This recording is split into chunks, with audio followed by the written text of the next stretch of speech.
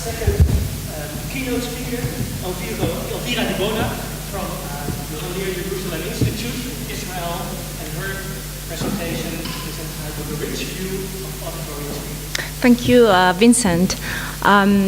So it's really a pleasure to be here, and I'd like to thank the organizers, and especially Dr. Dario Dorazio, since this is my first speech to an audience which is basically composed of people who are non-philosophers, at least the majority of you, non-philosophers and non-psychologists.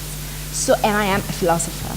I'd like to say that I'm kind of worried because maybe you might have problems and asking questions and finding what I'm saying nonsensical, but also somehow curious and excited because I believe in the interdisciplinary approach to the problems, and maybe I can have a lot of useful feedback in order to adjust my theory on the auditory experience.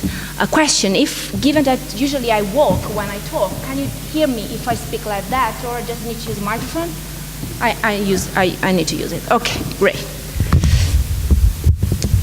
Okay, so I'm interested, I'm a philosopher of perception, and what the philosophy of perception does is wondering how is it possible that we get information about the outside world just by using our sense modalities. And basically, because it seems to be something very weird and difficult to explain because of our subjectivity and the way in which we are supposed to see and hear and smell and touch what is outside the world, and the fact that there is some aspect which is objective of what we are doing. And usually they are interested in two aspects. And they inquire by two assumptions. The first is that perceptual states are directed toward the world. They represent it as being in a certain way, and they have a phenomenal character. That means that usually when you see an apple, for example, it seems that you have a perceptual state, which is a visual state, and you are representing the apple as being in a certain way, namely as having a certain shape or a certain color. But at the same time, you need not only to have a perceptual experience, but also to be aware of what you are doing, namely seeing a red apple. So, and this awareness part is usually labeled as the phenomenal character of perceptual experience.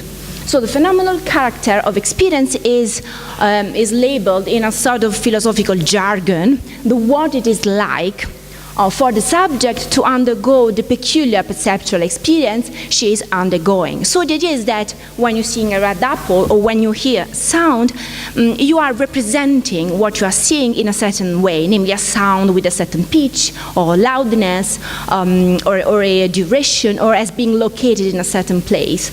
But you also are somehow aware that you are doing it, namely your perceptual state has a phenomenal character, namely there is something which is like to be in this specific perceptual state.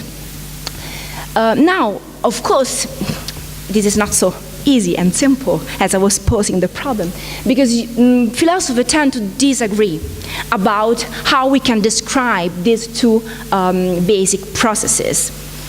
And so there are two main questions that they tend to ask. The first is which properties, aspects, or features of the world can be aware of. Namely, we can have a phenomenal character of experience, because maybe it can be that it seems that we are seeing a red apple, but actually what we're doing is just hallucinating it, or we just have an illusion.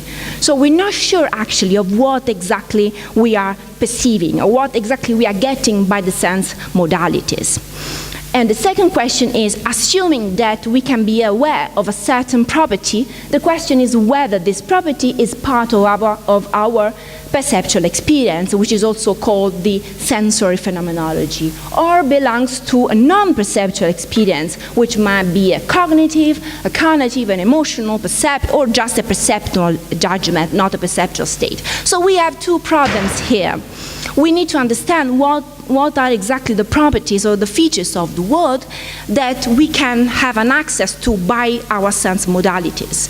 Once we have decided what are those features and characteristics or properties, we need to see whether these can be processed at the perceptual level, or maybe they're just at the cognitive level or at the emotional level, or they're just part of our perceptual judgments.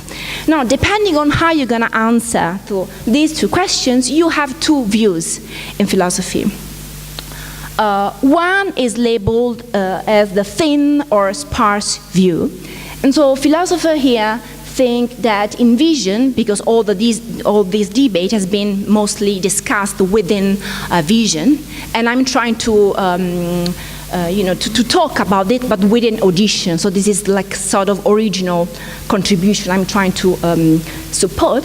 So according to these people, like Tai and Dresky, in vision, what we only can represent are properties such as color, shape, position, and size. Okay, so we can be just aware of, at the perceptual level, of these very elementary properties of objects, like color, shape, where is the object located around us, and the size of a specific object. Then, of course, we have another view, which is labeled as a thick or rich view. And here, philosophers, again, within vision, they say that we can represent the properties of relations, such as causation, for example. So they tend to say that it's not true that when we have a visual experience, namely a perceptual experience which is based on vision, we only see those elementary features. But it is as if our experience, perceptual experience, is far more richer than what we thought. So we could include things like relations, such as causation, or affordances and dispositions. And maybe Vincenzo is going to talk about Gibson more later. And animacy and goal-directedness, and again, natural or artificial kinds, like being a pine tree or being a clock, or also moral qualities. So here people think that you can also see by the behavior of someone if he's acting in a moral way, in a good way or a bad way. What you're doing is merely perceiving it. So you're doing it at the perceptual level, not because you have some sort of concepts or inferences. This is very important. And then finally, also emotions and social cues. So you can see that there are two views here. It depends on what you think are the low-level properties, and if you tend to include more properties within your account, or you want to have a more, simple point of view. So what about auditory properties? As I said, it seems that we are visuocentric creatures, so we tend to always to get examples and to work on vision instead of the other sense modalities. So my aim, if we go back to Aristotle or Plato, we always see that, and also Locke and Berkeley, we always see that philosophers of perception of the past, they always thought about vision as the main sense modality. So I thought that maybe we could work more in philosophy on sounds and auditory experience, and in this specific case, trying to apply what I've just said before in vision within auditory, within the sense modality of audition.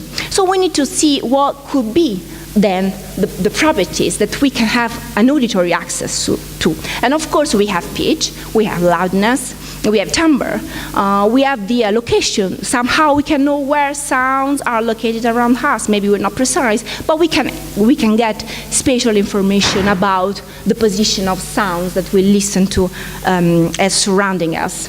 And again, duration of sound, and also something which is maybe more debatable, and this is the topic of the second part of my talk, namely the fact that we can have an auditory access and somehow recognize what kind of sound we are listening to. And I've labeled it as the property of kind, namely it's the sound of a car or a human voice or merely an environmental sound like a dog barking. And then again, we might be able to hear to recognize the gender properties expressed in human voices, and this might be also another property that we can merely hear. And then again, emotions expressed in environmental sounds or voices, and I'm not aware of, at least in philosophy, of philosophers who have been working on this specific, just using this framework I've just built upon. And then, of course, the more controversial thing to work about is the aesthetics, are the aesthetics meaning, whether we can really hear, perceive that the music is beautiful, or it is good, or it is somehow giving us emotions like happiness or sadness. So this is the more controversial thing that we can talk about. So, in order, then you might wonder, so how can we be sure?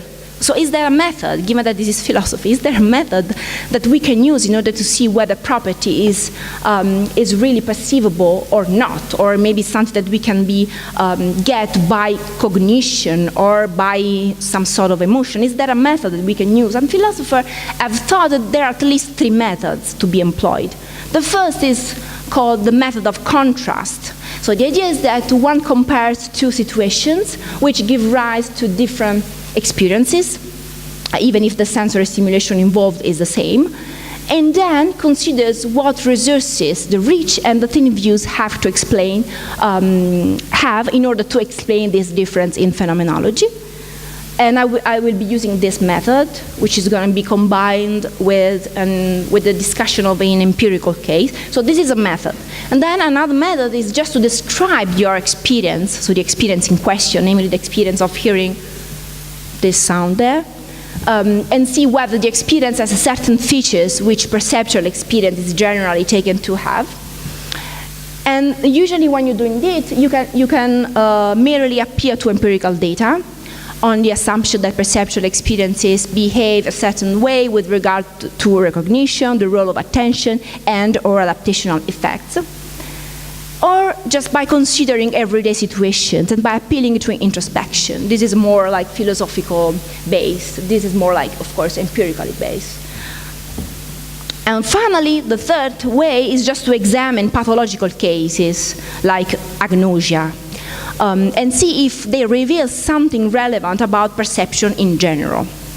In my case, I will use a combination between this method and the method of contrast.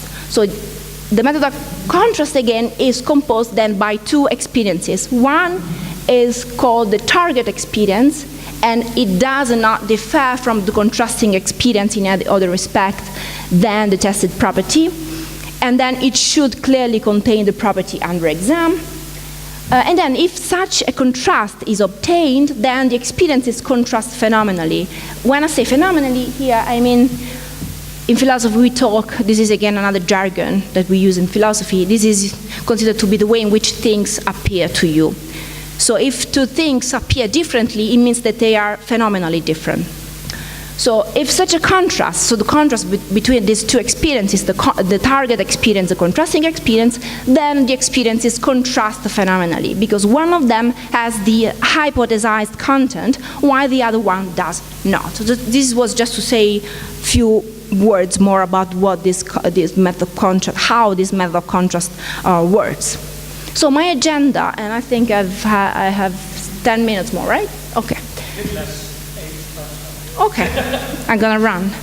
So I will proceed by presenting the auditory associative agnosia case of M, who is a patient called M, and then constructing a relevant pair of contrasting experiences, namely the experiences before and after the impairment. So we'll merely apply the method of contrast, and discussing how the rich theorist would account for this contrast, would explain this phenomenal difference between before and after the impairment of this guy M. And I will then evaluate the different possible explanations of the before-after difference between this pair of experiences which seem to compete with the rich view explanation, which is to say that I will say how the thin, because maybe it's already clear that I'm more sympathetic with the rich view. So I will try to say what are the objections that the thin or sparse view would raise against me. I will try to give an answer. So this is the agenda. Associative non-verbal auditory agnosia. So in audition we have 2 different kinds of agnosias. We have a discriminative agnosia and a semantic or associative agnosia. The former is generally acknowledged to be a perceptual impairment, since sufferers have trouble discriminating the acoustic structure of the stimulus. So when they listen to different kind of stimuli, they cannot tell whether they are similar or different. So they have this kind of problem. So this is a perceptual impairment, and it's labeled as discriminative because they cannot distinguish. But then we have the second agnosia, which is a little bit more complicated, because the latter, namely the semantic, is called a semantic because it consists of the inability to associate the acoustic pattern with its meaning. And it is prima facie less clear whether any perceptual impairment is involved. So this second case of agnosia is the case in which this guy can hear sounds, he can tell whether they are loud or what kind of pitch they have, but he cannot tell if it is what kind of environmental sounds. So he cannot tell whether it's a door, it's a dog barking, or is it a door slamming. And this impairment is restricted to environmental sounds. That means that he can recognize musical sounds and verbal sounds. So it is a very specific kind of pathology, right? So he can hear, he has a good hearing, but the only thing that he cannot do is to distinguish different environmental sounds. Okay, so this is semantic or associative agnosia. So M is a case of, as I just said, associated non-verbal auditory agnosia, suffers from a chronic auditory agnosia restricted to non-verbal sounds. So he can recognize the voice of his wife, for example. So again, this is just a report, so taken from this study. So M did not recognize several sounds. For example, he reported to hear cow in response to the sound of a sheep, baby for a crone, gunfire for a helicopter, laughter for a man sighing, motorcycle for a chainsaw, bomb going off for a police car siren, and train for slicing bread. Moreover, some of the sounds he could not identify, namely doorbell, cuckoo clock, and so on and so forth, were correctly recognized by 100% of controls, because this was a proper experiment. Now, contrast argument then. So now we have a pathological case. Now I'm going to use it in order to build a contrast argument. So we need to describe the two different experiences before and after the impairment and see whether the phenomenal difference between these two cases can be explained in terms of a rich view, which is my view. So before the impairment, which is the target experience, M has E1, which is considered to be the overall experience. So we're not just focusing on the specific property under exam. So M has the experience of hearing a glass breaking, C, because before the impairment is able to recognize this glass breaking, which is an environmental sound. And after the impairment, which is a contrasting experience, M has again E2, which is the overall experience, but does not have the experience of hearing a glass breaking C, which is the particular experience. Now, just a couple of things to say about the fact that I think that usually when we just merely recognize something, we are already within a perceptual state. Because there are three features that a recognitional state has and which are very similar to a perceptual state. Namely, the first is that recognizing a glass breaking is mandatory. That is, we cannot help but hear certain sound produced by a glass falling on the floor as the sound of a glass breaking, in the same way that we cannot help by seeing an object as a table, a book, or a tree. And again, recognizing a sound is not amendable.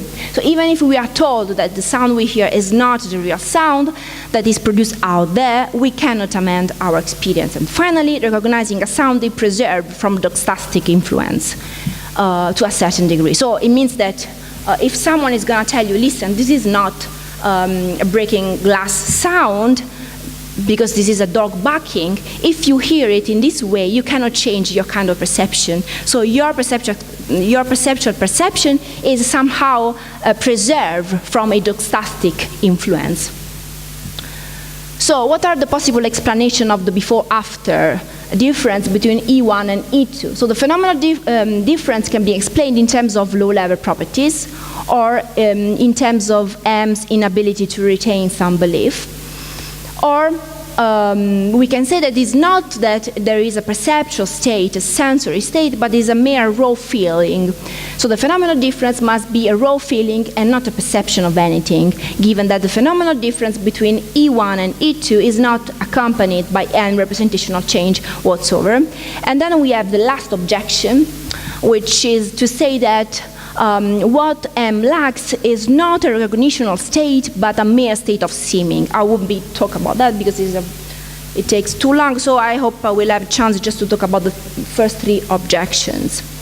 So what about the first, which says that it's not that he cannot perceive this high-level property, the kind of property, but it's just that he is not able to perceive low-level properties, namely loudness and pitch.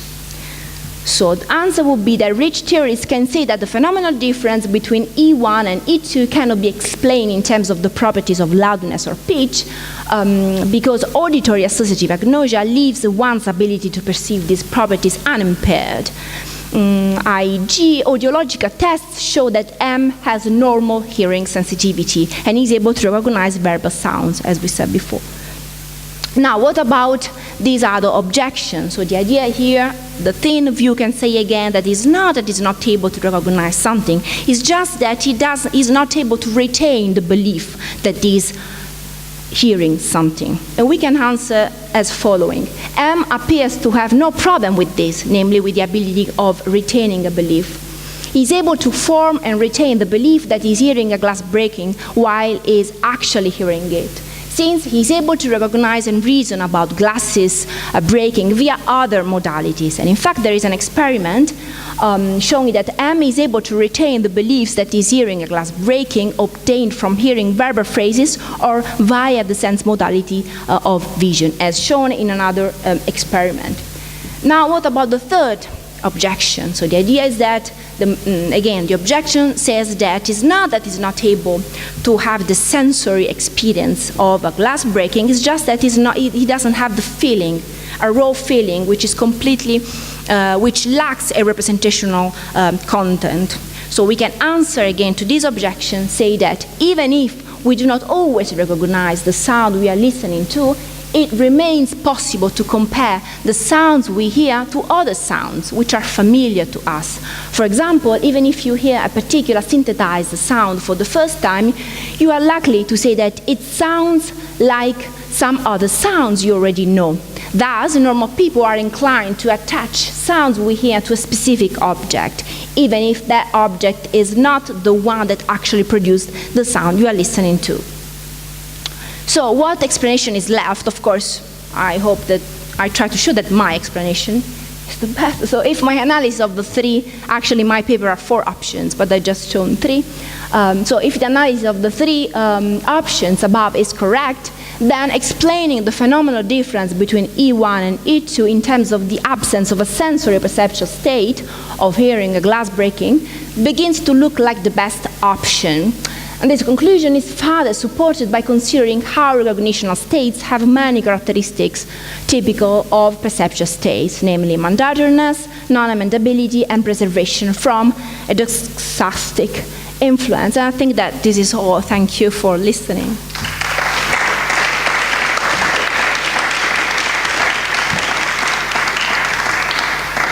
Thank you so much for this thought-provoking presentation. I'm sure there are many questions, so I'd like to look forward to anyone who would like. Very nice review in the science club.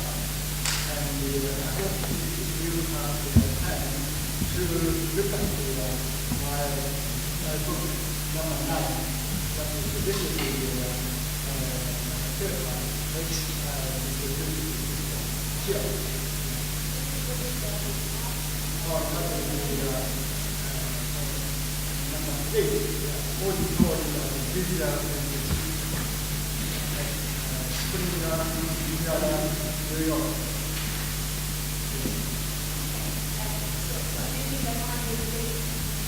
Yes, some of your questions may be answered.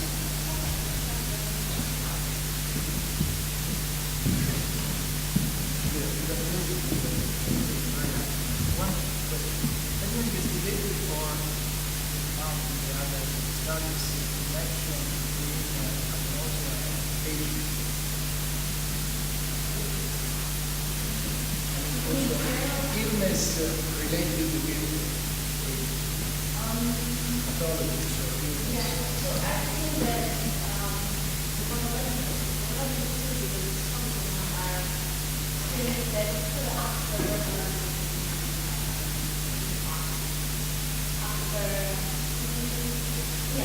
so after you have a car accident, so then you might develop but only of the not of the semantic kind but of the spirit case. So I'm not aware of how it is correlate because I just consider which after I do the acting itself, exactly. And then I have to admit that semantic is far more rare than the spirit. It's even for that's not able to say whether it's how we see that the other one. So this is the main, the majority of cases are based on this kind of language. And actually, the visual M is even more rare because it's only on non-variable sound. Means that that's actually able to recognize variable sound and music sound. So, if you want to when you find this rare cases, it means that you can read there are specific cases, but this can be something in general or perception in general. So they are rare, but music, and so they work sound. Any other questions? I have lots of questions, but we don't have time to answer them. But I will ask them during can we stay with dinner? And I will absolutely talk to you again during dinner. So, thank you so much.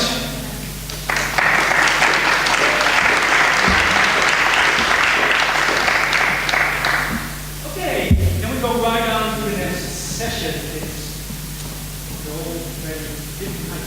I'll quickly with the first speaker of the session on auditory environment, which I'm myself also. The first speaker is Vincenzo Santarcangelo. Yes. His name correctly. Nice. And his presentation of his talk is Auditory Objects, a new way to define all things.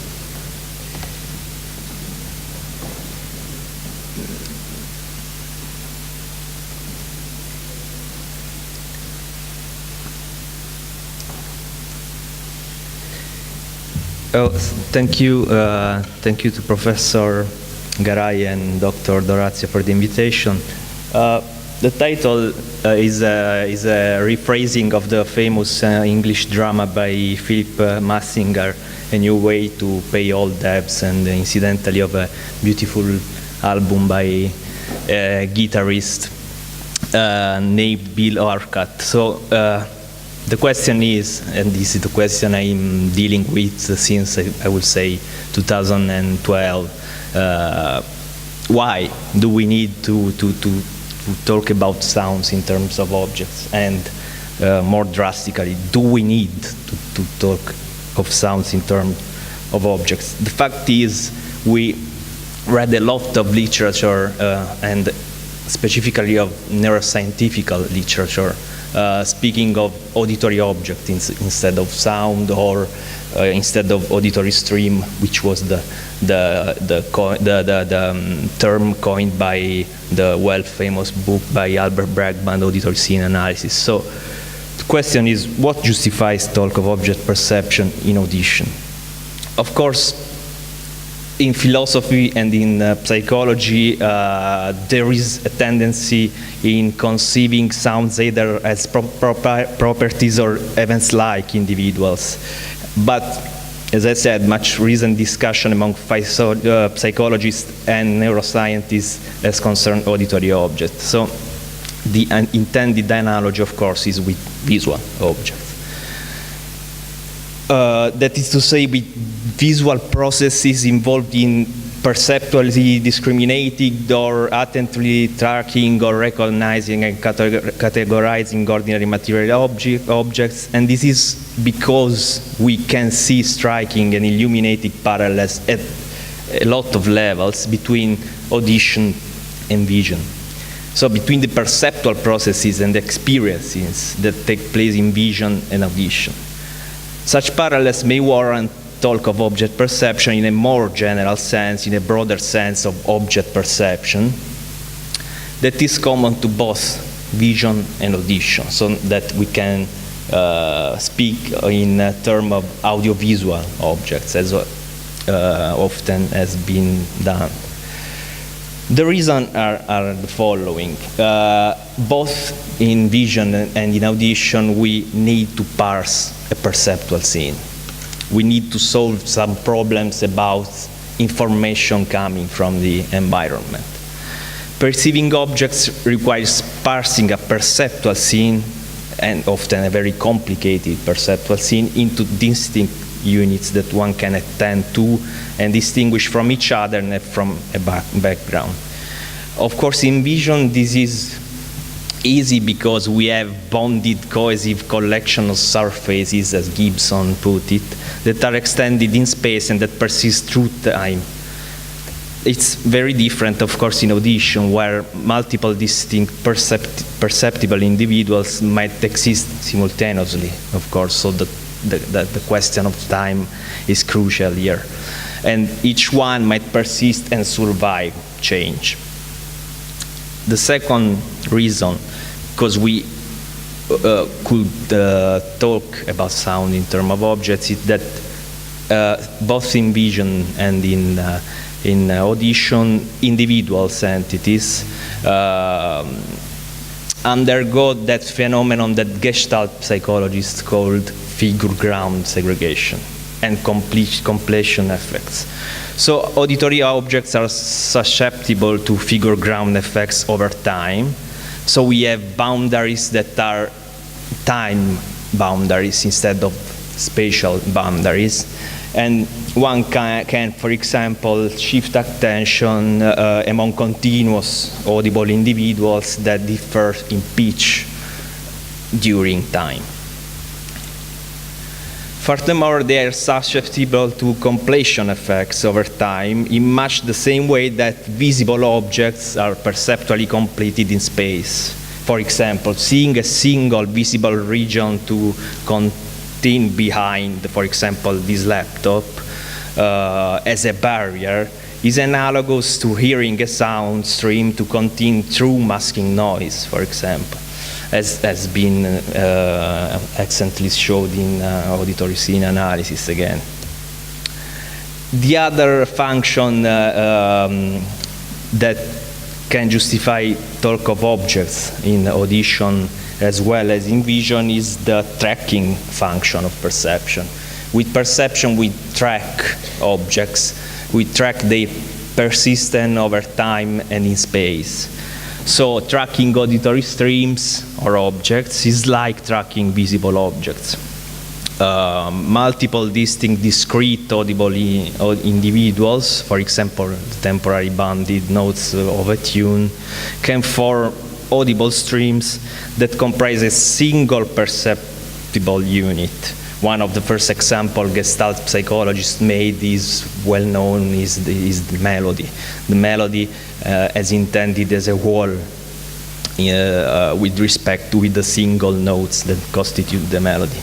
So such streams are subject to figure ground shifts, and like collection of surface in the visual sense, they can be tracked through changes to their features and to one in respect to one's perspective. Of course, an auditory object can be formed also of the silences that divided single individuals in a tracking auditory object. So auditory object, of course, is not the single sound, but it could be a unified collection of sounds and silence that are analogous to spatially complex visible objects such as moving objects, for example. So that being the case, the auditory process involved in the perception parallel that involved in the visual perception of ordinary 3D-dimensional objects. These parallels suggest a shared sense in which vision and audition cooperate in a general way to form an object perception. The first psychologist to speak in terms of object, perceptual object, instead of visual object versus auditory object was Michael Kubovi in 1981 with his first paper on these arguments, and then again in 2001 and 2010. And the definition is very simple. Is minimal. Is taken from the Gestalt principle. So a perceptual object is simply that which is susceptible to figure-ground segregation. So the notion of object itself in auditory perception is plausible if and only if the auditory object is integrated in a multimodal. Multimodal in perception studies is the very last trend. So integrated in a multimodal object processed both by visual and auditory systems and subsystems. On the back of this hypothesis, there is the so-called hypothesis of the what and where pathways, which was firstly formulated in 1982 by Milner and Goodale about the visual perception. That is the hypothesis according to which there are two pathways. One is called dorsal, and the other one, the red one, is called ventral, for anatomical reason, of course. Whereas the dorsal or where stream is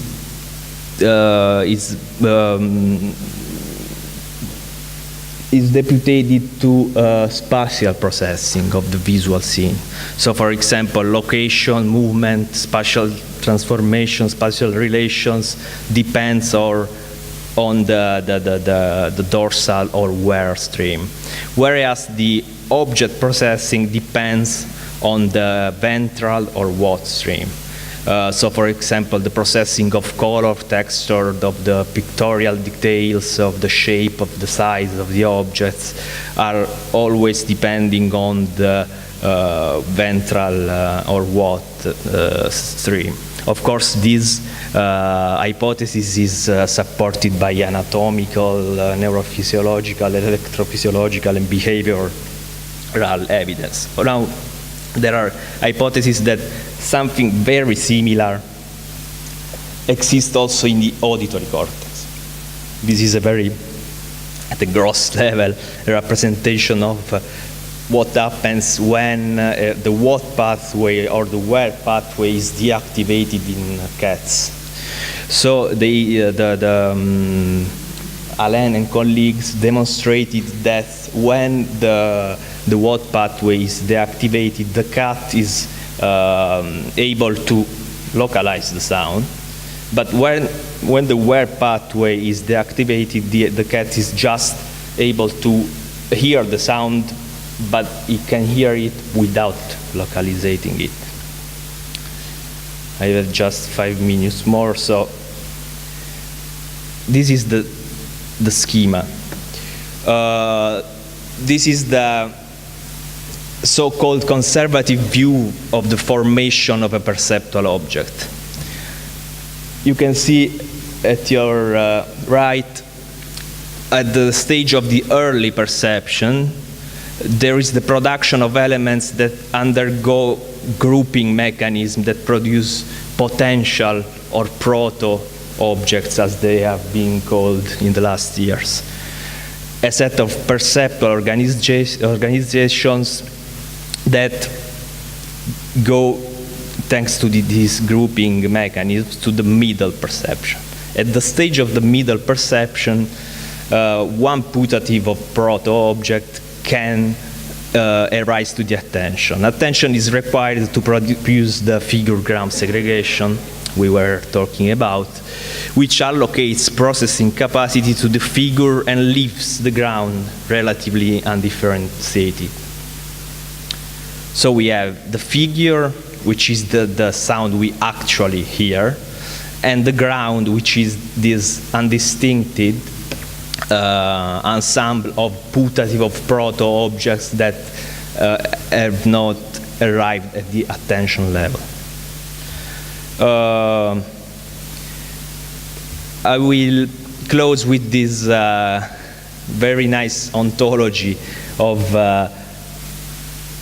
all the possible objects that we can hear depending on the degrees of mind dependence of this object. In philosophy, mind dependence is the relation that objects in the real world have with our mind and with our perception of them. So on the right side, of course, we have incorrect or inaccurate objects. On the more extreme left, right, we have hallucinatory objects.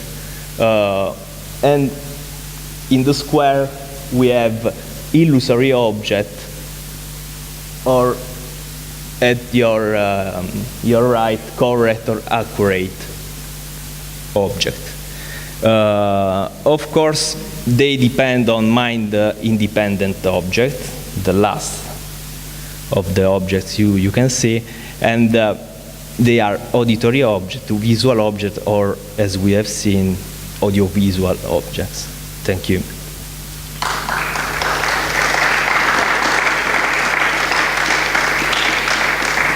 Thank you so much.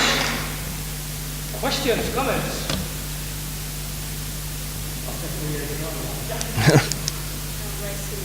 Yeah.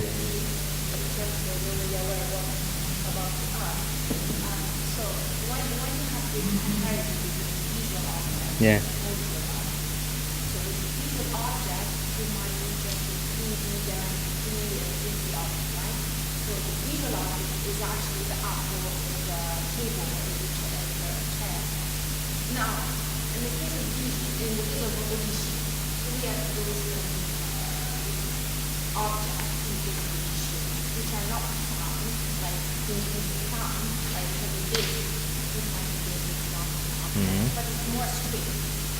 Yeah.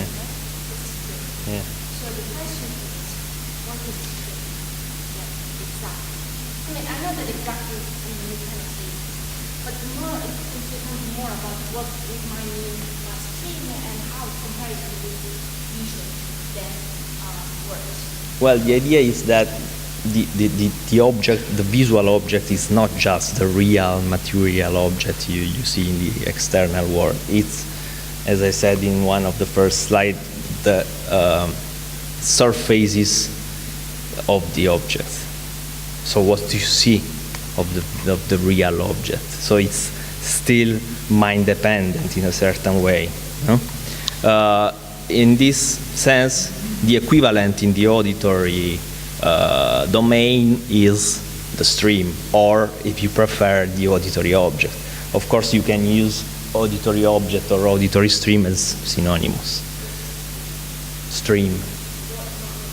The stream is in Bregman terminology. The stream is a series of the melody. Say a melody is a typical example of a stream, because you perceive the melody as a stream, as a discrete unit, meaningful.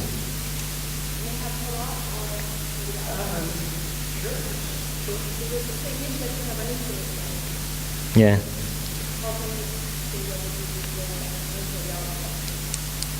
No, of course, an auditory object. So it's an object if it has some boundaries, and of course, boundaries are time related and not space related, like in visual objects. So that's the question. The question is the difference of boundaries, and so an object without limit, an auditory object without limit is not an object at all.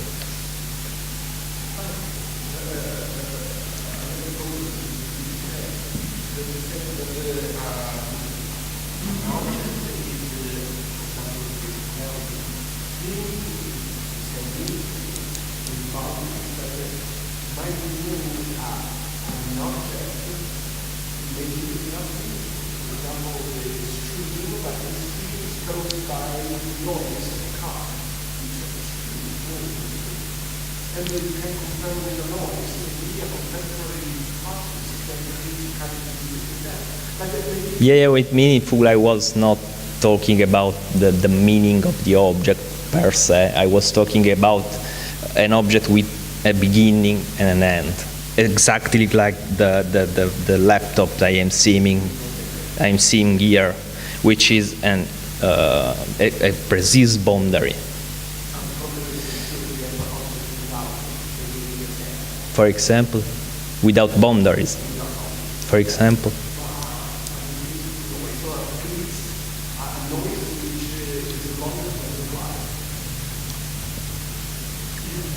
Of course, I am at the scale of human perception here. So, of course, there are. Yeah. Okay. Excellent topic for thank you again. Thank you. The second presentation is session by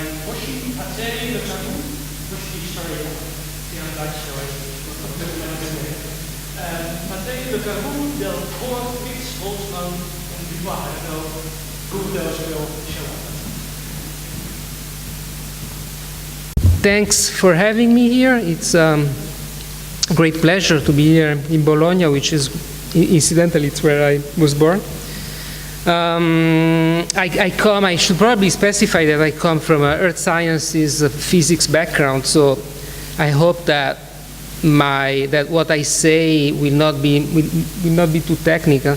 I'm talking about essentially audification or sonification. The idea in general is that we take a seismogram, which is what you see here. A seismogram this is measurements of oscillations of the ground, displacement or velocity or acceleration of the ground. It's infrasound, okay? Earthquakes involve relatively low frequencies. You don't hear it. But we can speed them up and save the result as a WAV or MP3 or whatever file and then listen to it. And that might be useful. That's what we are trying to find out. So if you Google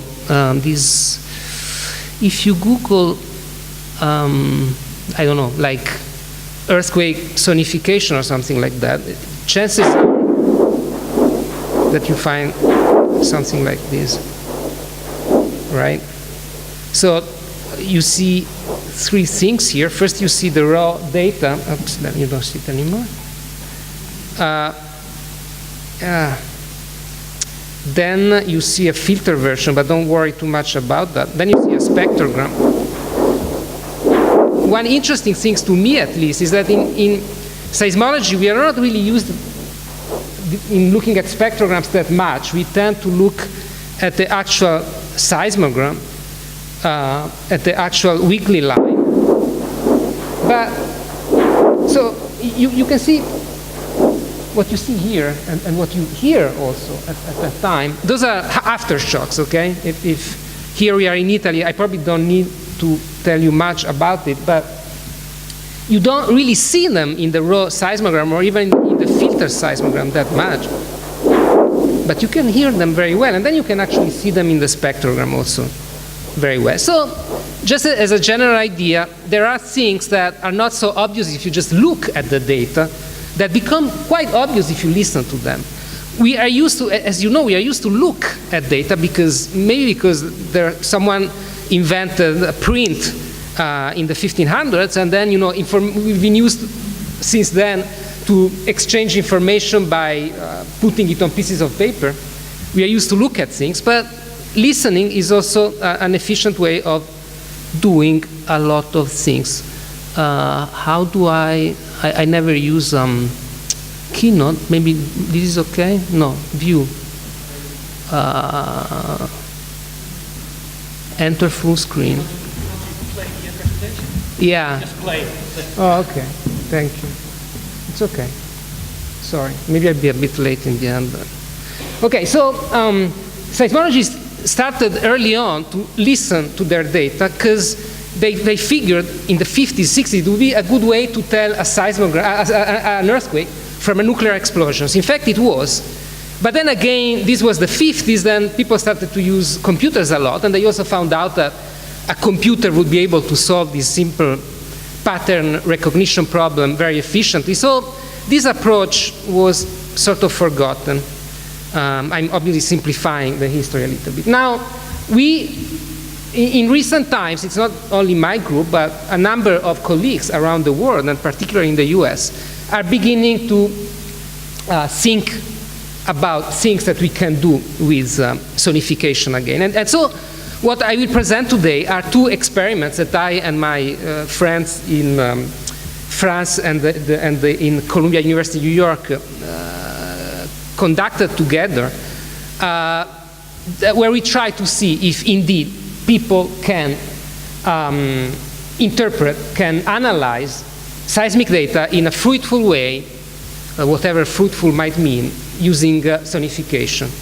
I'm not, so if I gave this talk to a seismologist audience, I would have to insist, and I probably still need to insist on the fact that at this stage we are not trying to do something better than what seismologists are already able to do. We are just trying to figure out if we are at an early stage of these ideas. So we're just trying to answer the general question, can, in general, we use sound to analyze a seismic observation? If the answer is yes, then maybe the next point would be to try to apply these techniques to problems that are more complicated than what you see now. The problems that I'm going to address today are actually fairly easy for seismologists these days. So in this first experiment, what you see here is what we call a beach ball of focal mechanisms. It's just a way to denote an earthquake. The way this pattern is oriented tells you things about the faults. If you're not a seismologist, you don't really have to worry about it right now. And then these instruments, these acronyms and triangles that you see around the map are stations, are instruments, seismometers that measure ground oscillations. This is a map of Oklahoma and surrounding states. There was a lot of fracking going on, I think, or similar experience. I don't know if fracking is the right word, but this is essentially an earthquake that was thought to be provoked by human activity, human geological activity in that region. So that's why it's been studied a lot, and we have a lot of data. We know very well everything about it. Okay, it's a magnitude 5. Okay, so it's not that big, but you would feel it. Okay, so what do we do? Well, I already told you how we turn it into sound, and then we have a bunch of volunteers, typically staff and students from our labs, that sit in front of a computer and listen to these sounds, and they have an interface that allows them to play with these sounds. So each of these icons represents one station, one sound, one recording from one of those stations from the same earthquake. You can click on it to hear the sound. You can move, and then I should say the question that they are asked is very simple. Group together sounds that for you, for whatever reason, are similar. You don't need to be a seismologist to do it. In fact, most of the experimenters were musicians, acousticians, audio engineers, and so on. If you think it's similar, just group it together, and then we'll try to find out if what you do has some meaning also for us as seismologists. So I don't remember, because, yes.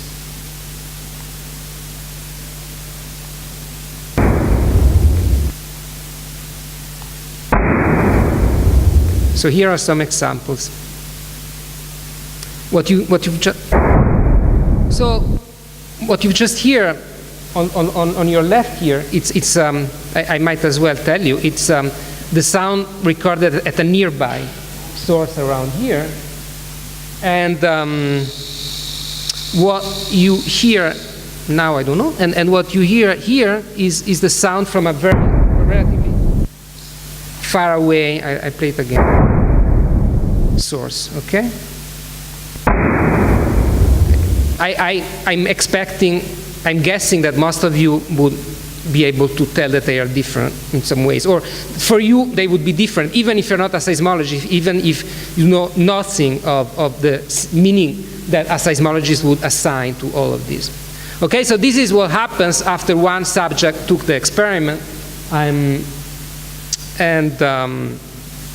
And then, you know, the problem, and I've had to learn quite a bit of how perception studies are done, because that's obviously not my field, but that's the way that my colleagues in the Laboratoire d'Acoustique Musicale at my university taught me to organize the data. So we essentially, I'm going to explain it in a very simple way because it's very hard also for me. Essentially, you just take each of these results, okay? Each subject gives us a result like that. We take all of them and we average them together. And then, you know, each of these branches here in this tree corresponds to one stimulus, one station, one of these icons in the experiment. And if they're close, it means that people, on average, group them together. So these two stations, they're always or must always group together. If they're far, like this guy again, and I don't know, this guy or this guy or this guy down here, it means that people must always group them separately, okay? So they perceive them as different. And so then we form groups in a pretty arbitrary way. We say, okay, let's try to simplify this and just put together stimuli that people tend to group together. We form 1, 2, 3, 4, 5 groups. And then we map them on the geographical map that you've seen before.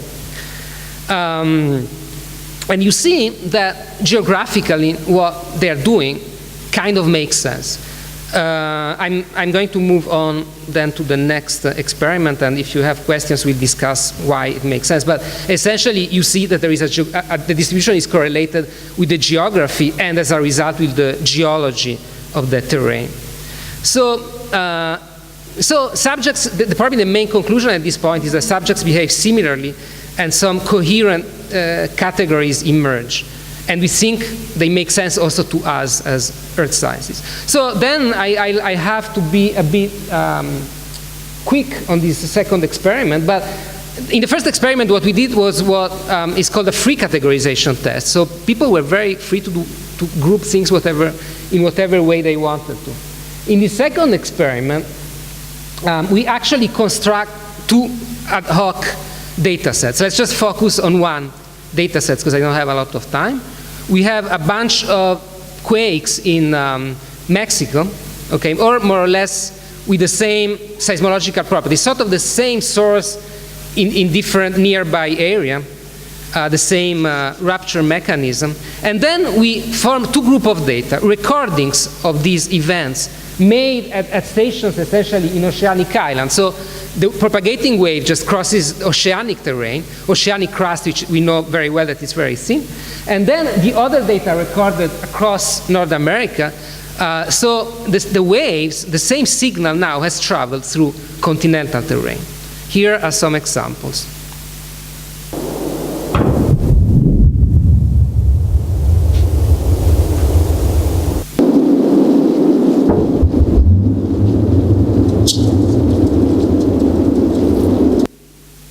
Okay. We did a similar experiment. Now, the control variable, control parameter, was whether the fault was essentially was vertical or close to horizontal.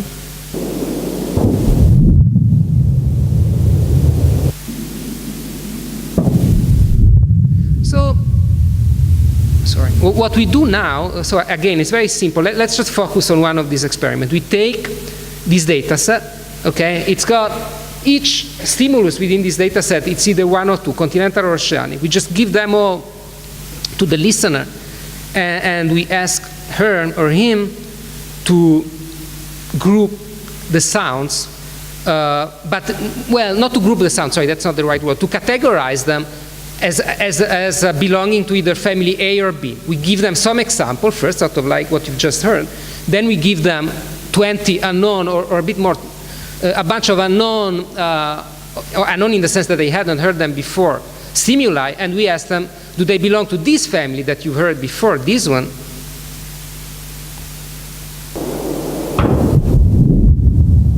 Or are they more similar to this guy?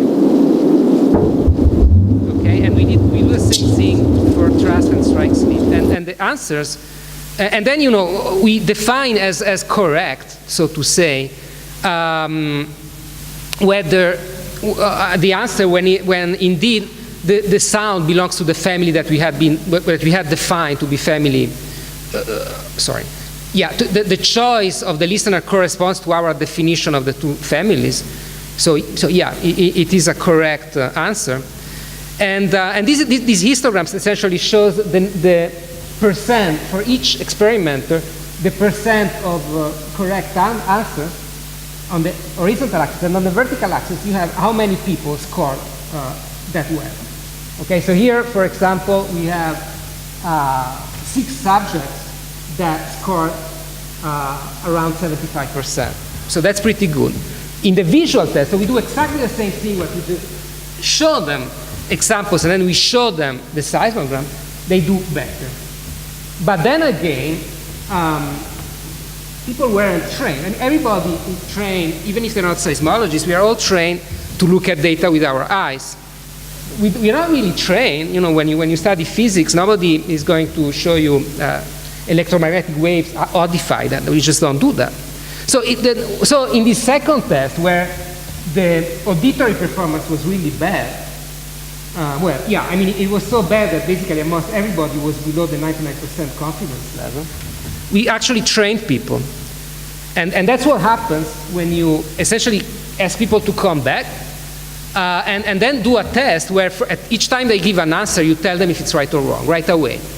And they do that a few times, they repeat it until there is an improvement. And there's always an improvement, actually. And the fact that now we have 1/3 of the experimenters that is above the 99% confidence level, even if the number of experimenters, of course, is very small to make definitive conclusions, but you see that something seems to be happening. So I think I'm going to stop here. In the rest of our study, which is a bit more tricky to discuss, but we also asked people, why did you choose these two families the way you did?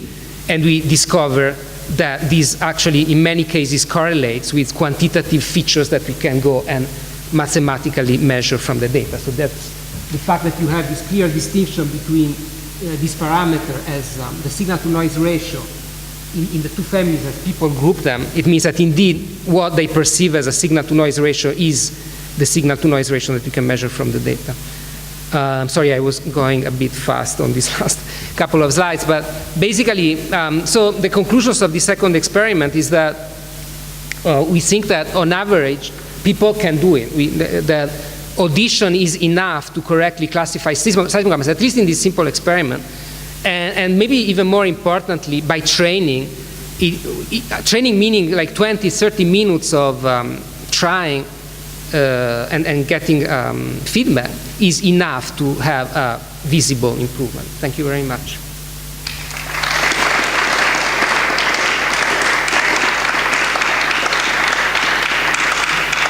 Thank you so much to show us this interesting case of basically kind of a sonification of data that you want. Yeah. Are there any questions or comments? I have you ever tried, or under conditions you tried with the traditional approach? So not feeding this stuff to listeners, but to machine learning algorithms or... Yeah, I mean, yes, I mean, but that's exactly the thing. That's what we do. That's what I grew up to learn to do. The thing is that maybe that I should maybe insist on that point. What we do technically is not really called sonification, it's called audification, meaning that the waveform, the datum, it stays exactly the same.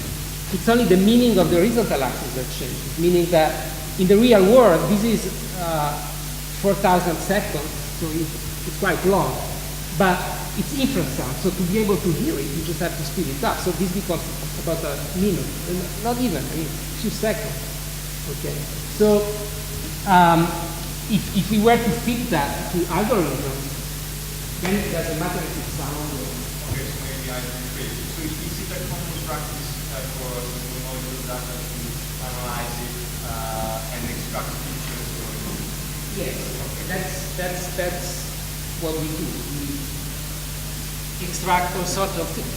Maybe the reason why I think what I do might be useful is that we are only able to extract an algorithm is only able to extract what we tell an algorithm to extract.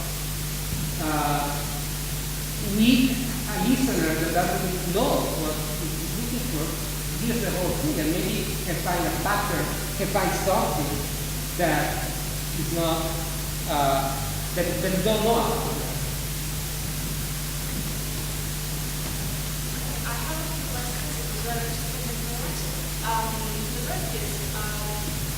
The speed up, so how much time do you have to get the fact on average?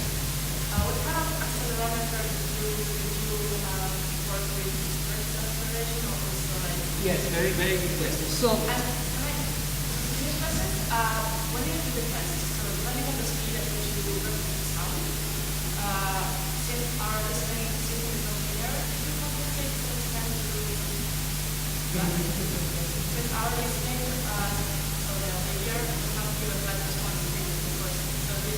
for that, when you speed up the sound, the wave file, that implies exactly the same. So I answered to, okay, the first two questions are for me, correctly used. So we look at the vertical component, because usually in seismology we know for a number of reasons, it's the one that there is a noise rate. A seismological measurement always has horizontal, you can see it now on your iPhone, so horizontal vertical. I mean, not south to west, but the vertical, for a number of reasons, is cleaner. But we could look at other components, which we didn't do it so far. Speed up, the way we do it, we look at the spectrum and basically try to make sure that all the spectrum of the original data is translated into the audible spectrum. So in the first experiments where we have very local data, so for a number of reasons that I'm not getting into, you have more high frequency sound, we use a smaller speed, about 10 to the 2.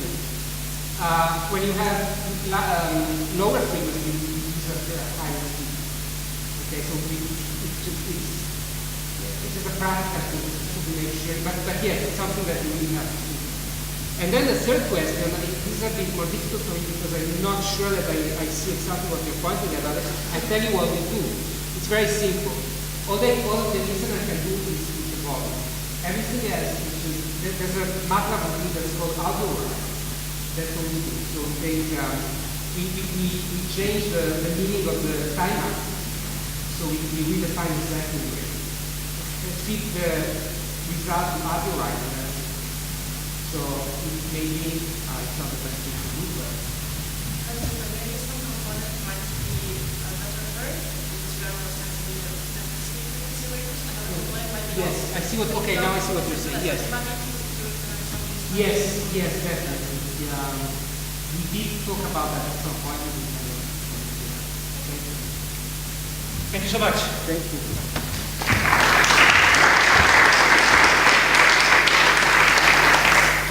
Next speaker is, well, that's me. My presentation, however, is on the other laptop. Unfortunate. I suggest that I will just begin my presentation. In the meantime, let them change, and at a certain point, I will just start the presentation and see if I can find the correct slide for the points that I can write during my presentation. It will be an interesting experience. Okay. So, the title of my presentation is Sound to Support Medicine, Designing Hospital Environments. Narrative, it's perhaps maybe the oldest temporal design created by humans. And narrative is a means both to make the passing of time more pleasurable, like stories to each other.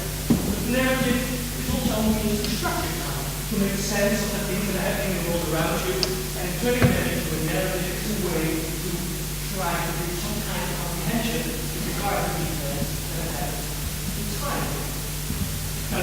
way that I use it, I define it as a representation of a temporal development. In other words, the narrative is not a process per se, but rather a representation of a sequence of logically and chronologically related events. And the manner in which a narrative is represented, I would say that is the design part of the narrative. In other words, the way in which you intend to tell the story, the way in which you want to relate this logically and chronologically related events in your narrative is the temporal design. Now, the thesis that I will try to present during my presentation is that the narrative, as a temporal design strategy, may help in creating positive hospital auditory environments. There it is.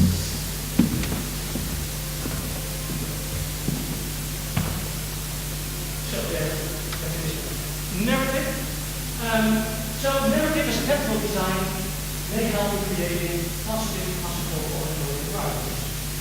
And for sound, it can have a profound impact on us. That's something that we all accept. Sound is something really profound and really potentially impactful.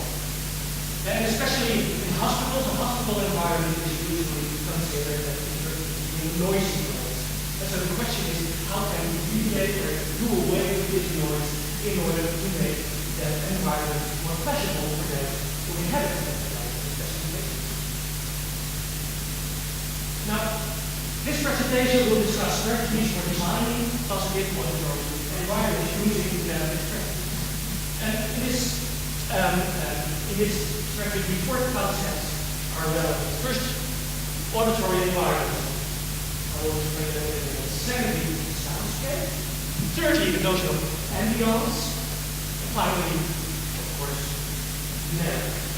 And so these 4 concepts, according to me, are relevant when designing positive hospital environments.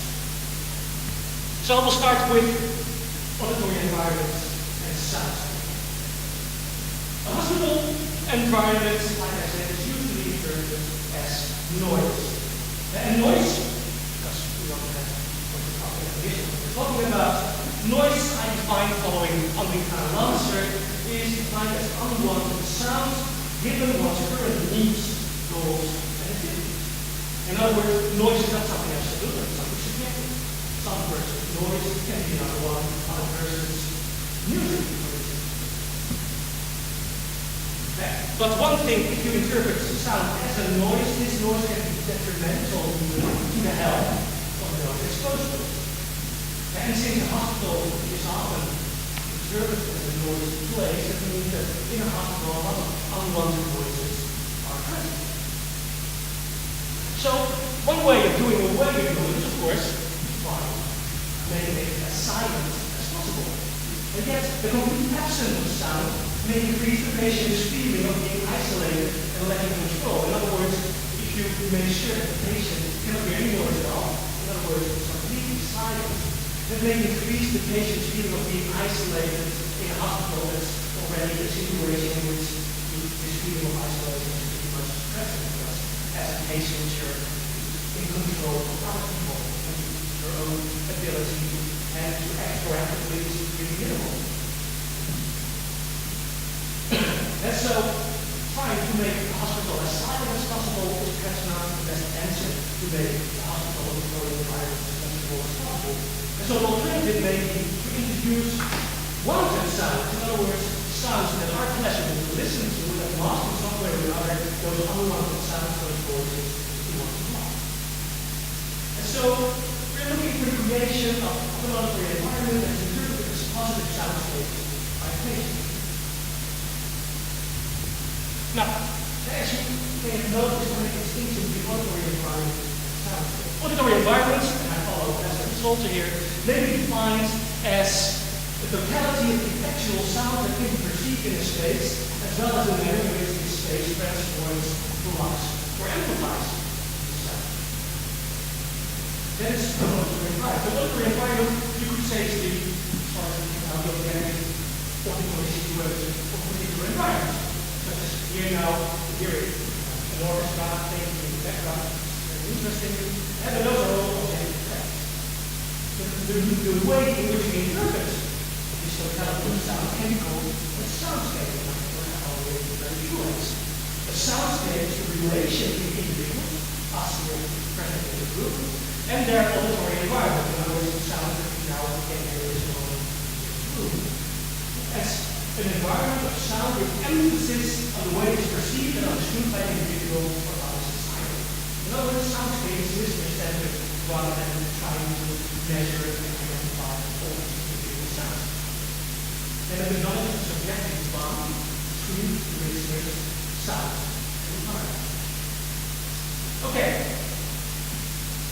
The next concept that I said was relevant to creating one of the wonderful environments is ambiance. Now, an ambiance addresses the interrelatedness of environments and the subject that populates these environments. The ambiances, and I told you earlier to engage, are ongoing and temporal negotiations between the sensing body in relation to others and the environment. In other words, me standing here, giving my presentation, trying to do of course the best that I can, in the meantime, taking care of other times, chair, go behind yourself. At the same time, trying to do for all of you, seeing if some people perhaps doze off, doing other things, and trying to include them in our presentation as well. All those things can be called temporal negotiation of me trying to position myself in a different environment in what I think is a positive or productive way. That is my temporal negotiation. It's also called attuning to an end. So this temporal negotiation, my trying to position myself in a positive manner here in this environment is called attuning to an end. Now, sound is a crucial aspect of an ambience. It puts inhabitants in the midst of the world, especially me here now talking to you, and my voice, of course, is a very important element to me trying to tune to the ambience that is the environment here, us together. And sound has this interesting quality, if you will, that it can stimulate or frustrate proactivity. So positive sounds kind of stimulating the acting proactivity, in other words, acting the way I want to, whereas unwanted sound, thus limits me or try to make the way that I want to act impossible. For instance, if what are playing really loud, that perhaps would be interpreted by me as a voice, if those sound beautiful, but they hinder you in trying to do this presentation. And so sound can stimulate or frustrate proactive behavior, in other words, acting what you want in particular areas at a given time. And so what I'm looking for when I'm trying to design positive hospital auditory environments is an auditory environment that can stimulate this positive attuning to an medical hospital, stimulate proactive behavior with its inhabitants. Okay. Finally, narrative. Because my thesis is that narrative has to help us create such an environment in which this proactive behavior can be stimulated by all inhabitants. Tuning to an ambience is a temporal negotiation and it can be stimulated by temporal design. Now, temporal design doesn't give a definition as well, and can be seen as the creation of alternative temporalities and more nuanced expressions of time. And for instance, through a temporal design called narrative. And through narrative, you can create an alternative design. And we all know the experience of watching a movie before you know an hour has passed and felt like a minute. For instance, you need to look at it, you want to and in other times, perhaps when listening to my presentation, you feel like that the minutes are slowly crawling forward and it may never end. Hopefully that won't be the case. And so, the sonic narrative may be considered as the creation of sequences of sounds that make sense to the people who listen to them and therefore enable a positive attuning to this environment. In other words, the sonic narrative can be considered as positive because it sounds somehow pleasant to while we're listening to them because it makes sense of them and they feel that they're away in this sound. Now, my research in the field and asked people, nurses, hospital staff, visitors, also patients, what they felt an auditory or hospital auditory environment should consist of, positive hospitals. And I came up with a couple of requirements. In the meantime, hopefully you'll work on auditory environment that is the background of the mouse. Although it's not wrong, but never mind, we will just skip it. I guess that's because the audio is how it is. We'll just leave it be. It was a nice combination of sounds of sea and cricket and everyone mixed in such a way that they send potential development of sense. Is a beautiful nature of temporal development. And so the notion of possible time was going to be also according to the test subject and place this soundscape to really have this notion of this feeling of very way with the sound in the present time. But that's the requirements. First of all, it needs to mask unwanted sounds from the perspective of patients. Because, on the other hand, the sounds would be non-invasive from the perspective of staff members. Of course, you can really invasive alarm sounds, but it would be resulting in a very dangerous situation. Hospital staff would be able to hear these alarm sounds either anywhere. The people on purpose with alarm sounds. Alarm sounds would be audible to those people who didn't hear. That was mostly around patients.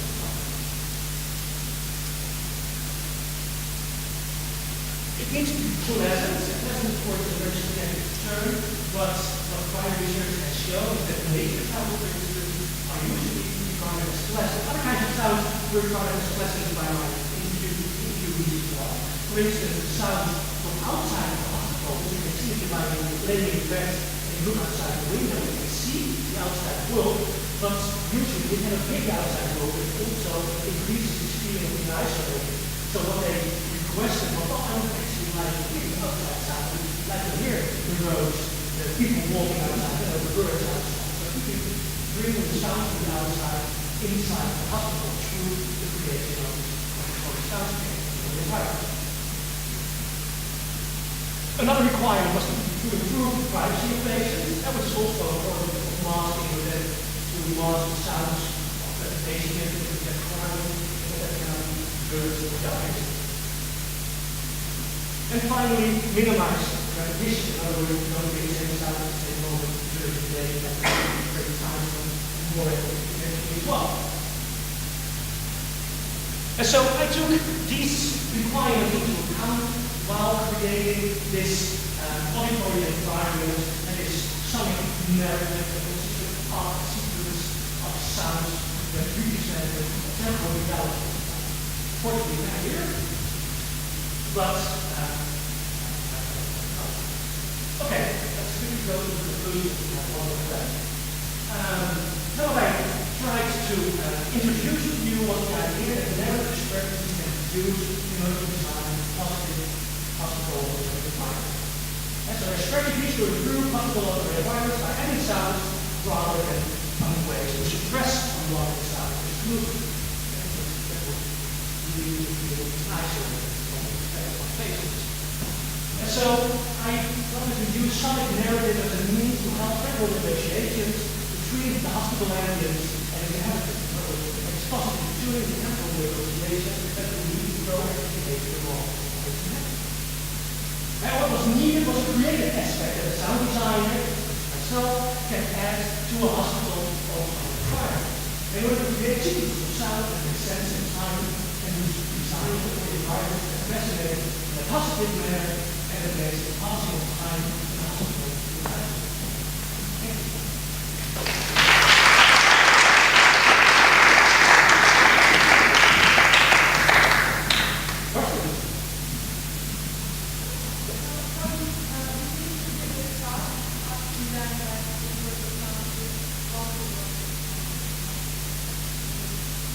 Yes, yes, yeah. Well, I tried to make these questions as little as leading as possible. In other words, I started by asking them how they perceive the environment without really referring to sound throughout the day. In other words, I ask them, okay, do you notice when you go into a hostile environment, operating, whatever, and what do you notice? And then I try to slowly nudge the discussion towards sound. And probably most of the time, the notion of sound, the issue of sound, cannot spontaneously by the subject itself. They need to say, well, when I walk into a hospital room, I know that it's going to take or sound. I think that's the way we do the same thing. I try to turn the topic to sound, and later on I also ask them, okay, how is your perfect hospital environment sound? So that's really what I do. Yes. Do you get different answers and requirements in state of the area of the patient? Yes, especially, well, what's one thing, originally I thought, well, of course, and music. Everybody likes music, so music is something that we could use. But the opinions of patients, they differ massively when it came to music. So some people say, well, I like to listen to music when I'm lying here, and I think that's really an improvement in my environment. Whereas other patients, that's when I'm sick, I don't want to listen to music, it's hard to tiresome, to somehow listen to music, to start to exhaust it. So there were really different requirements, and the thing that I came up with, I don't, let's say, satisfy all the requirements, but I did feel that I tried to provide a certain middle ground that at least no one said, oh, I find that sounding hopeless, at all. And some people like it better than others. But yeah, so in short, yes, there were different software styles to incorporate them well.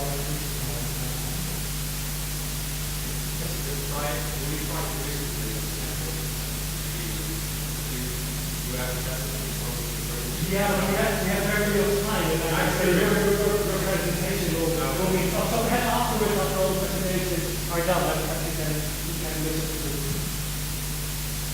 Yeah? Oh, yeah, well, is it a quick one? Yeah. No, it's just a comment. Okay.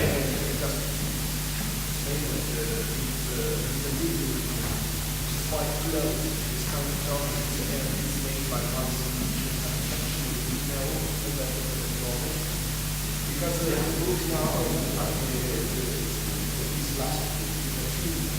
And that is exactly what we were thinking about. Yeah.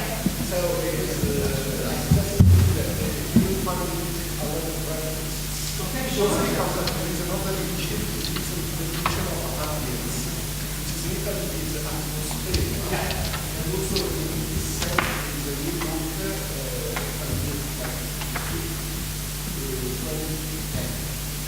by Versione, atmospherology. I don't know if it's a speech on atmosphere and published by Alberta. It's a very Grazie. That will be a challenge then.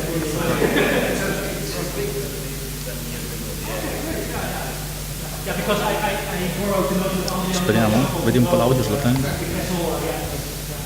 Okay, but without further ado, I'd like to introduce the final speaker of this session, because the original final speaker didn't show up, unfortunately. Jules Barberis, if I pronounce your name correctly, yes? That's right. And his presentation will be a type of a historical and technological journey through multi-channel sound. Yeah, hi to everyone, and I want to thank Dario Dorazzo for the invitation to me for being here. I'm the Chief Sound Engineer of l'Immagine Ritrovata, a laboratory based in Bologna, and we deal with film restoration. So because of that, I've been doing quite some extensive research on history of technology for sound for film. In today's speech, I'd like to introduce you to a definitely not extensive journey from mono to multi-channel in technology for film. That will eventually lead to the way we perceive sound in theaters nowadays. So in an influential 1953 article, acoustic consultant William B. Snow provided an overview of stereophonic sound, and basically for the first time, and he emphasized the differences and similarities of various theoretical sound pickup and reproduction method, from mono-hour reproduction, defined by Snow as a one-eared system, to a diodic system, which is a word seldom heard today, but basically meaning hearing a single channel of sound in 2 ears, to the binaural sound system. Well, beginning with the birth of talking pictures in the late 20s and continuing into the 50s, movie audiences, whether in theaters, assembly halls, and classrooms, typically heard films by means of a loudspeaker reproducing single channel of monophonic sound.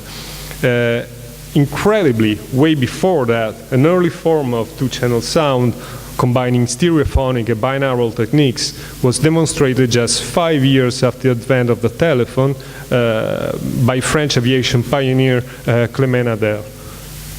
In the autumn of 1881, Ader transmitted musical performance from the Paris Opera House to listeners of the Paris Electrical Exposition located in the Palace of Industry 2 miles away. To accomplish this, he mounted 12 primitive music transmitters in the footlights. They picked up not only the voices of the opera singers and the sound of the orchestra, of course, but even the murmurs and the applause of the audience. 2 separate sets of wires were provided to send signal to the listening room. Each listener was provided with 2 separate receivers connected separately to the left and right groups of music transmitters.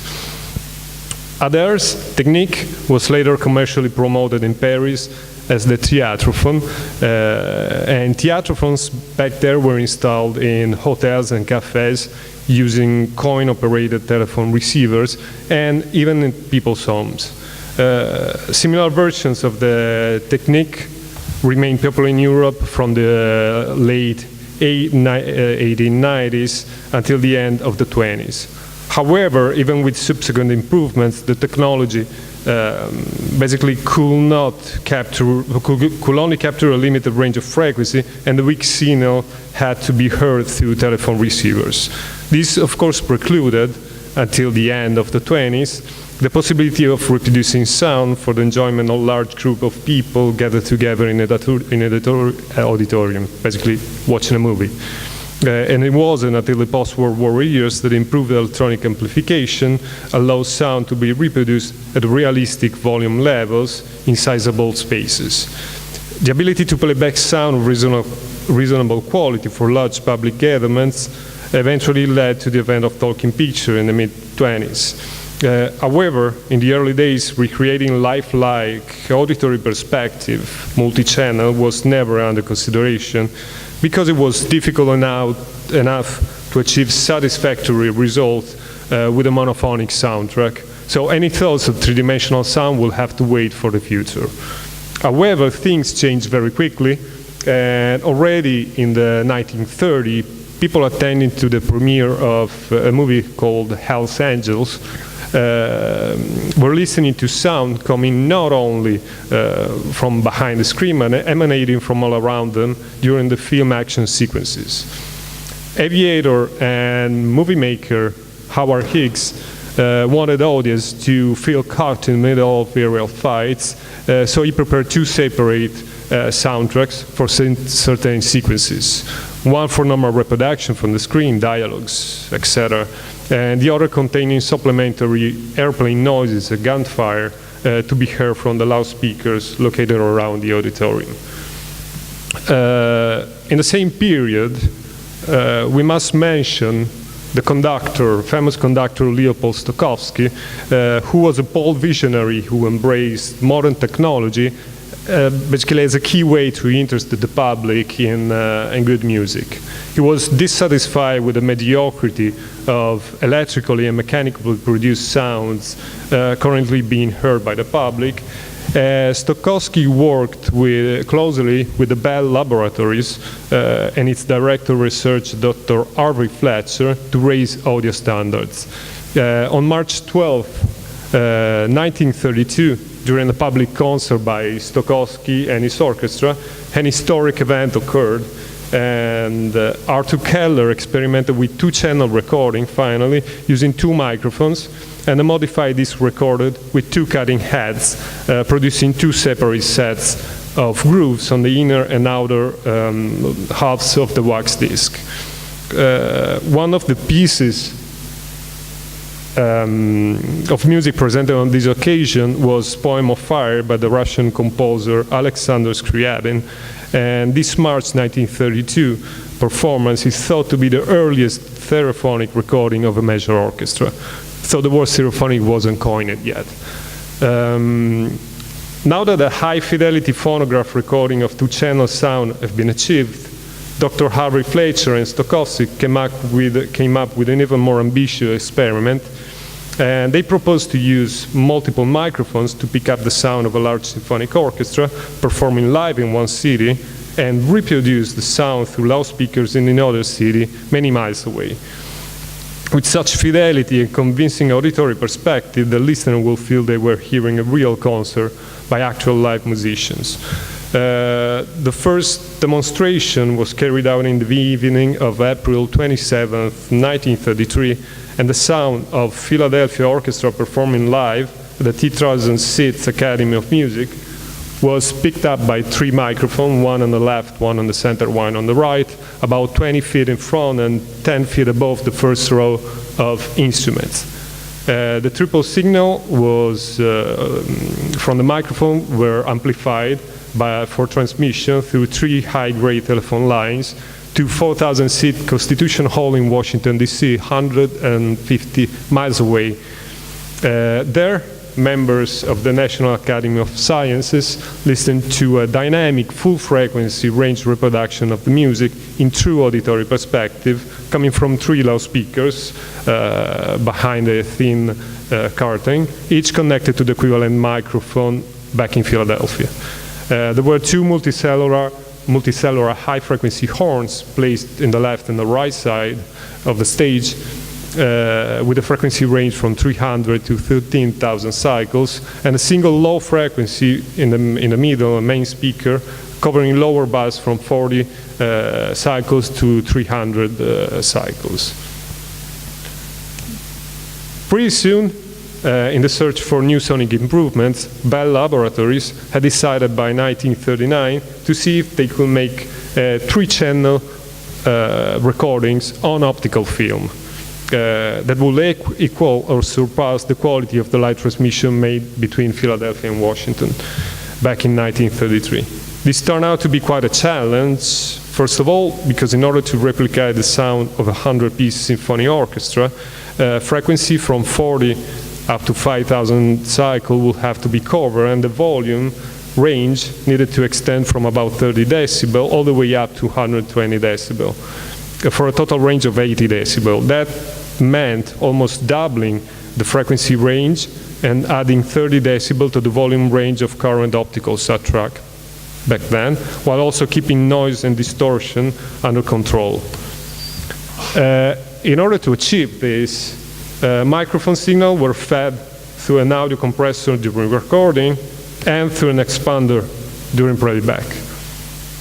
An extra pilot channel was also provided to make an accurate record of the actions of the compressor in the form of a control tone of varying level, which could later be used to control the expander. In the full three-channel system, pilot frequencies of 1260, 3780, and 6300 cycles were generated and recorded together on one of the four optical tracks.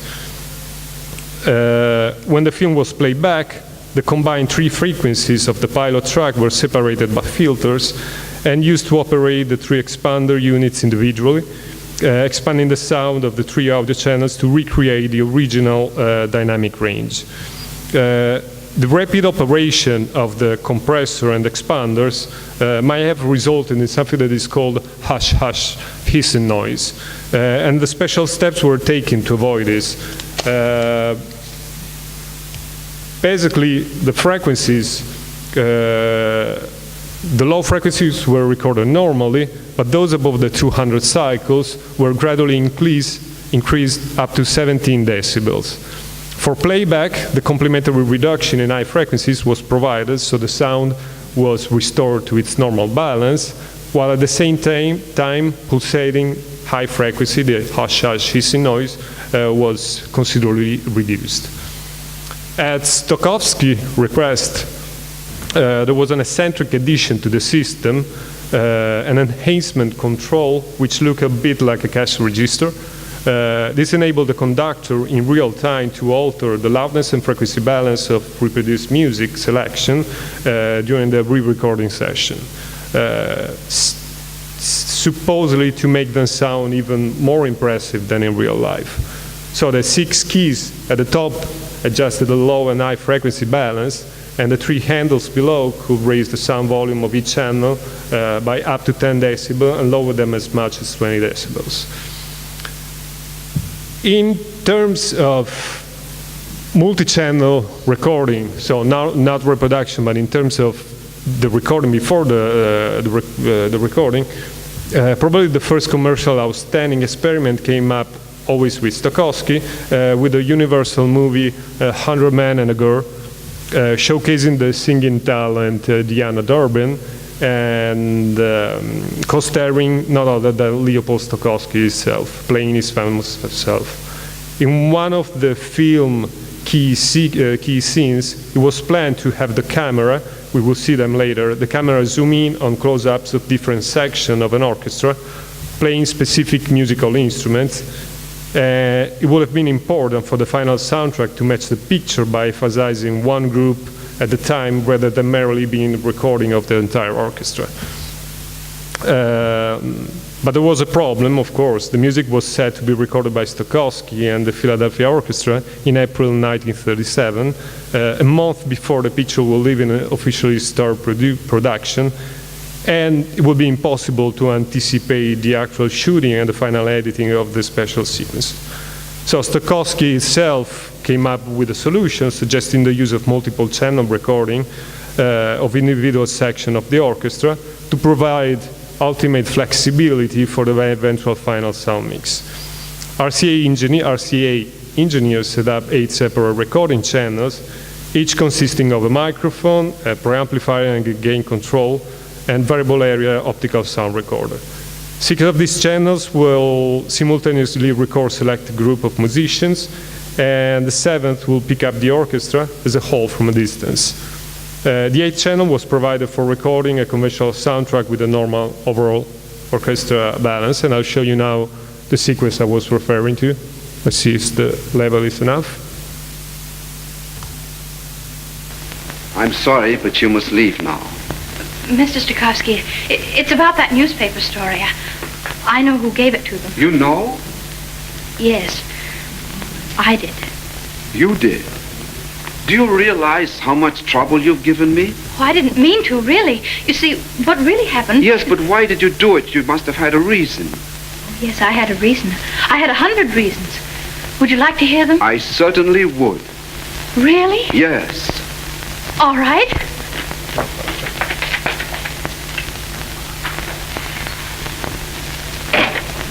One, two, three, four.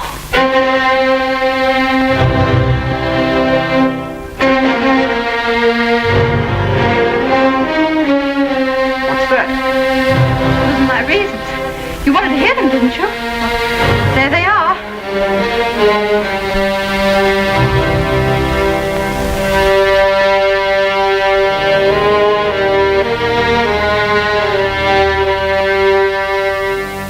So the sequence photographed now to represent the staircase of Stokowski's home was a true standout because of the multiple channel recording technique, and now you should listen a little bit, more or less, the different microphones. But please, just a...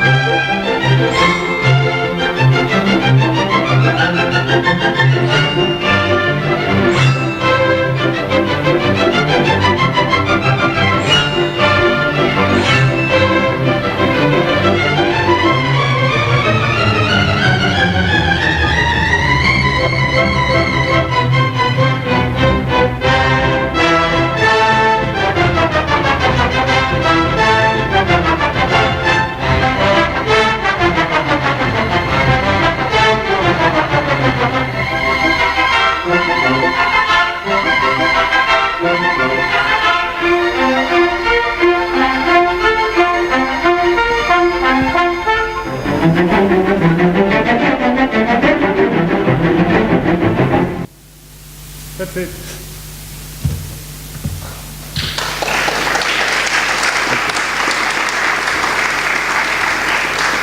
Thank you so much. Questions, comments?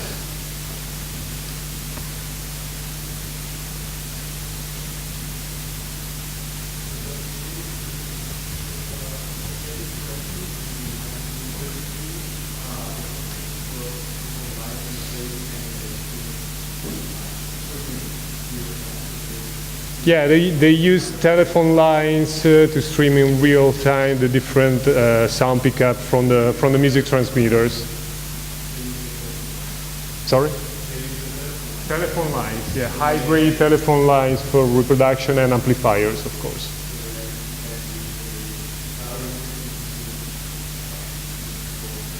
Yeah.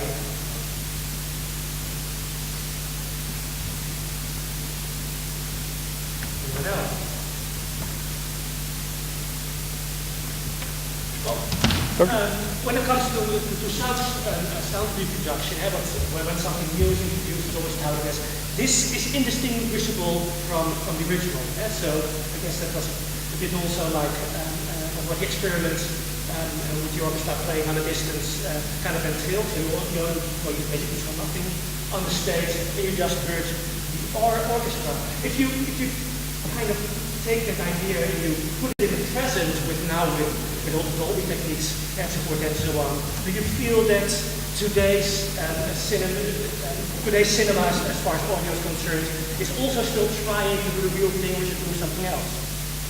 Well, there's still a lot of possibility of improvements. In fact, probably the latest technology in sound reproduction in theater, the Dolby Atmos, has been trying to do something that was unable to do before. So doing something actually submersive sound or 3D sound, etc., by using phasing, delays, etc., which was inconceivable when the movie were like just 5.1 or stuff like that. So yeah, there is still a lot of range of improvement. And do you feel that it is approaching the real thing, or is it perhaps literally larger than life and therefore again artificial in a sense?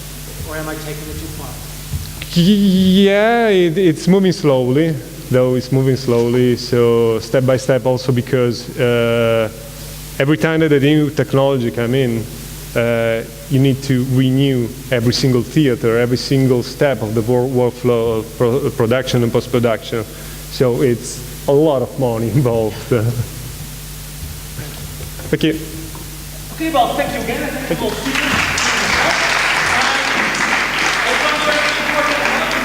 Refreshments will be served inside. You can take your drinks to the post presentations and talk with students. So enjoy.